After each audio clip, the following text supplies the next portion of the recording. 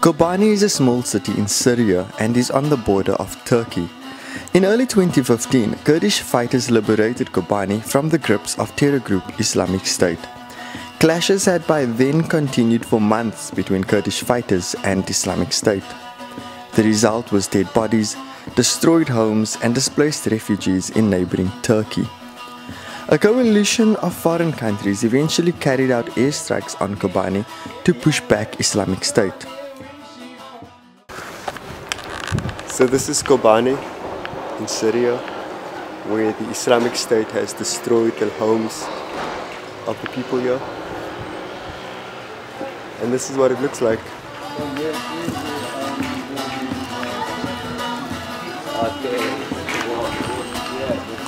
My name is Perwer Muhammad Ali. I am local journalist as well as a member of Free Media Center inside Kobane. I didn't go out, flee out of Kobane during the clashes. I was here to cover the updates inside Kobane. We were blocked by ISIL almost since 2 years ago. So the supply of water, of electricity were cut by ISIS. So the people was forced to depend on digging wells by drillers here. So that's why we depended on wells. But now you can see everything is destroyed. We have no generator, electricity to pull out this water. So we depended on just bottles of water coming from Kurdish people in the other side, in Turkey. And now, of course, there is no water. Of course, we depend on generators, but also generators need diesel, and we have no diesel now. This is hill mortar made by ISIS, homemade. It has a big ability of destruction. Still dangerous because it didn't explode. You can see the powder, fertilized aluminium inside it, and TNT. Daily 50. Listen, this is minimum. 50 of these mortars. They were shelling from east, south, and southwest. 3 months, 4 months like this. ISIL was beside that trees, and they have professional snipers. So we cannot walk like this because of snipers. Of course, there were curtains, but within the houses. So every wall, it is like a small hole to pass through.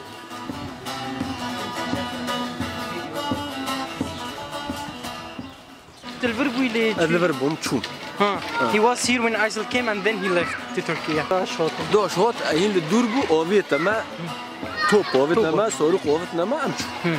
So when ISIL first came, they shelled the city, with mortars, missiles, and when they saw that it's dangerous, they left.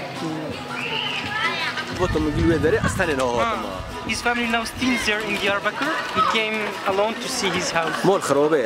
And his house is entirely destroyed. Yeah, this shop is for his relative from the first class, and you can see it's empty, nothing left inside the shop.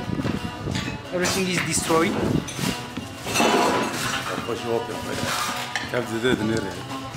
So they are checking if something is remained or not. Yeah, just partially his house is destroyed, not entirely. Yeah, some of members of his family injured. They are okay now. Actually, he says that I can rebuild my house, but it is hard for all Kobane to be rebuilt because it has a big mess here. So this big hole made by airstrikes, I think it is like 7 meters deep, and this is because the jets were targeting snipers in the building. So you can see this destruction made by airstrike.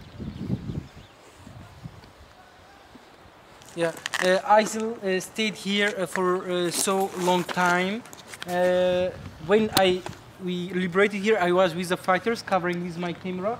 ISIL was beside that building, behind that building, and you can see the bullets on the wall. It means that there were heavy clashes in this school.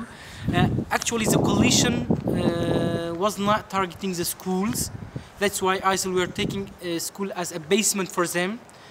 But we have a high school for girls, Al Sawra school, behind this school. and ISIS took it as a basement for them. The collision targeted that school, and now it's fully entirely destroyed.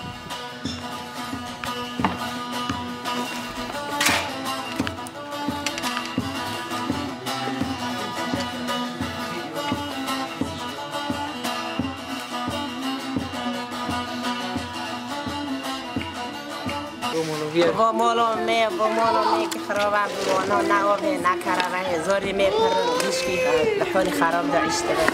thinks that the houses are destroyed, no electricity, no water, really we are living in miserable situation.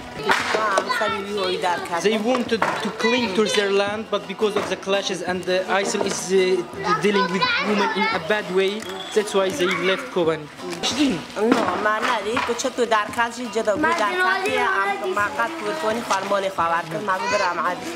They didn't see ISIS, but when they announced about the liberation of Kobane, they came back immediately.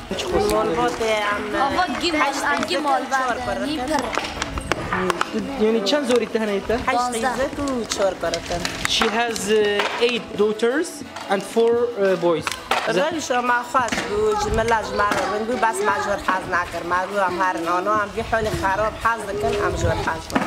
Yeah, the situation was good somehow, but we prefer to come back and live within this destruction better than to stay in other countries.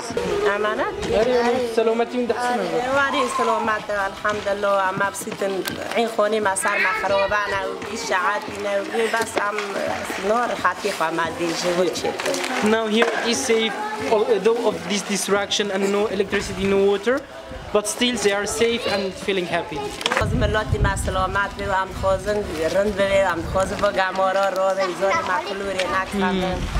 We want the civilians to come back to remove this destruction, because the diseases will spread out in this situation. So we hope that people help us to remove all of this destruction. When ISIS defeated inside Kobane, they put many booby traps in houses, fields, teepees, kitchens, in the furniture of the houses.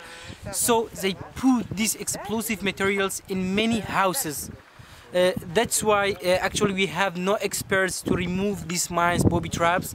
That's why we are appealing to the humanitarian organizations, to the international community, to support us with devices to discover these booby traps. Because in this situation, it will be dangerous on the life of the civilians, because they cannot expect the place of booby traps. You know, sometimes ISIS have experts of setting up these booby traps just on the ring of mobile phone. So when you pass by and talk with your mobile, it will explode. And sometimes they put it in front of the door. So just when you push the door, it will make a big explosion. So still, Kobane and its village has so many kinds of these booby traps. And that's why we are appealing to the organization to help us and support us. It is not countable, because so many, but you know, we have experts here, you know, just 1 or 2 persons who are removing these mines. I think the accurate number, they have the accurate number of these booby traps, but I think they are uncountable. Just 1 week ago, 4 civilians lost their lives and dozens of them injured, heavily injured because of these booby traps in the village as well as inside the city. Yeah, when I say that they put many booby traps in the houses and we have few people are experts, this means that still in many houses there are such booby traps, and of course the civilians are ignorant about how to deal with these booby traps. So still there are many booby traps inside the houses inside Kobane and inside the village and in the fields. When we were walking, many corpses of ISIL were in the street. The municipality inside Kobane starting its job to remove these corpses, but still we have corpses under this destruction. They are unseen, so I think in summer this will be the source of diseases. Actually, also 2 weeks ago, just one old-aged woman, they refused to flee out of Kobane. They discovered her in a building where the airstrike shelled this building, and her corpse just was under the destruction for 4 months during the clashes. Just 2 weeks ago, we could took her out of this destruction, and they buried her. And of course, there are other civilians. I don't know about them. They killed here inside Kobane. He's saying that I have been in clashes more than 4 months in order to protect my land, my people, and he has like a relative from first class that she was martyred here, and now he's fighting in the front lines. Alhamdulillah, pesha. I'm going to have a scar begana, going to Majagi, inshallah. What the Babylon is going to Bajar Hadarkana. Yeah, he has been fighting in the eastern front village, and they are pushing back ISIL to the back lines, and yeah, he's saying that we will be the victorious, and we are the victorious. They do ashana. No, عندك معنا شيء Yeah, you know, before when they invade, they were in huge numbers. Now, gradually, because we defeated them, so they're not like when they first invaded us or attacked us. أكيد دجور بيبدأ 10. أيه. دجور بو وسر برند بو هم به شهیدی میگم پر شهیدی دان. مره 15 شهیدی خرج دام و هم به سر برند بو مره از بازار خدر خستن و پر پیک باشه. He thinks that it was a tough battle and severe clashes with ISIS, but we could, you know, defeat them. We lost our fighters, but we could defeat ISIL finally.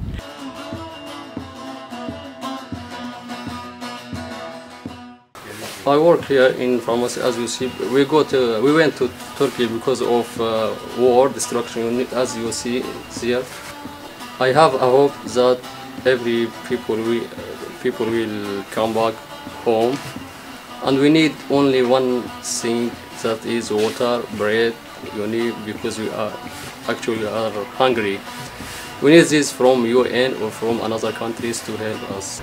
It's a main street, maybe in Kobane here, and here, as you see, Dr. Zakaria, here Dr. Yaqub, Dr. Kaniwar, and this is a pharmacy. Another pharmacy is there, as you see. This is a place to make bread. Here, I shock. Is I think I am in dream, not in fact, as I shocked actually. But we have got, I think we have got, inshallah, we will rebuild our houses, our families, we will give our children a hope that we can rebuild our city, because we have God, and this is my hope.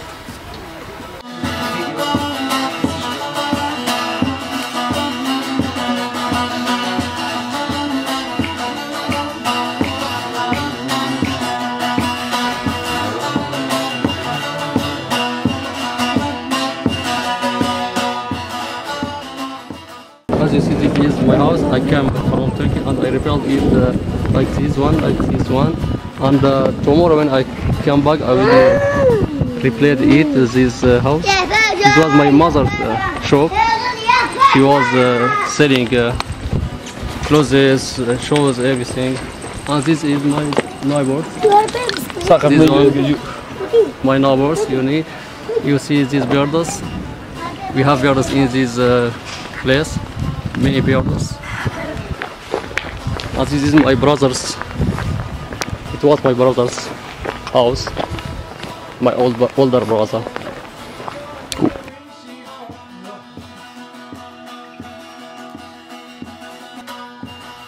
Citizens who have returned to Kobane are intent on rebuilding their city, but rebuilding Kobane will take some time. Kobane has only one makeshift hospital where citizens are treated in the basement of a school. This hospital also sees to the needs of Kurdish fighters who are still battling against Islamic State on the outskirts of Kobane.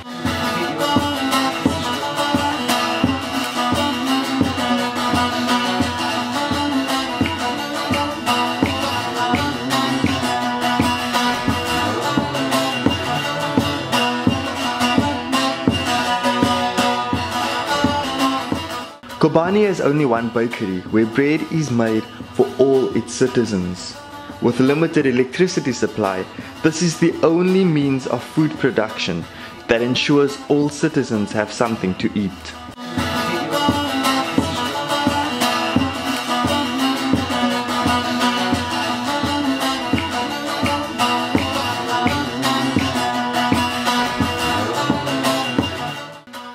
Thousands of Kobane citizens still live in refugee camps in Turkey. Some of Kobane's government officials are also based in Turkey, where they are planning on how to rebuild their city.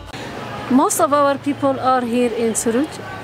Most of them live in camps, and the others spread in all the villages of Suruc.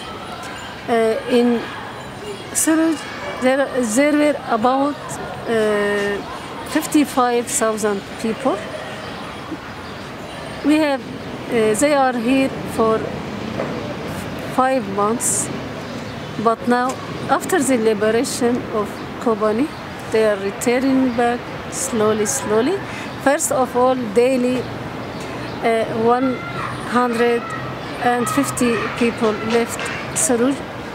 Daily their number raised, but now daily about 2,000 people, more than 2,000 people left Suruc, left all the area.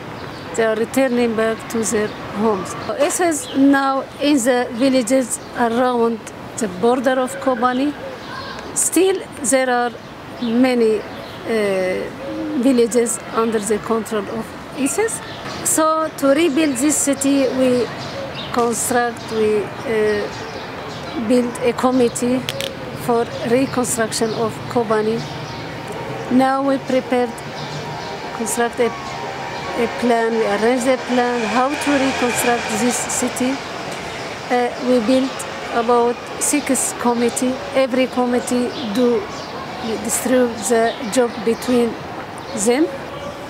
And yes, there is some organization, international organization, till now promised us to help us, to support us in rebuilding, reconstructing Kobane, but till now it is just a promise. We don't see anything on earth. We want the promise, these promises to be practiced on earth. This is very important for us. Yes, with the resistance of Kobane, the international community as a coalition, yes, they support us, provides us, strikes ISIS with the airstrike. This is very important for us. We thank them also. But the most thing that we are in urgent of is whenever they stand behind us, they support us. We want from them also to support us in reconstructing Kobane, in rebuilding another time Kobane, because our resistance, this war is not because of us, not because only for Kurdish. It is a humanitarian resistance. It is a resistance for all the humanity, for all the international community, because for the first time, we as Kurdish people, we defeat ISIS, and this is very important. It is a victory for coalition. It is a victory for international community who see themselves that they are democratic. They want, they are humanity. They support humanity in the world.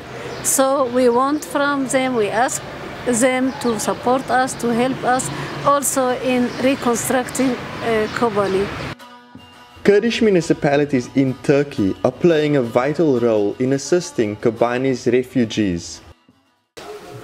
Well, this is the depot of Suruc municipality, keeping the clothes that coming from the people that can help the people from the Kobane, and we've had volunteers here for the last 4 months. Every clothes that coming from everywhere, they are just packing them and giving them to the Kobane people. I mean, Suruc's population is 100,000, and Suruc municipality weren't ready for the Kobane's refugees when it all started, because it all happened all of a sudden. And the people have traveled from Kobane, which is only about 5 or 10 kilometers away.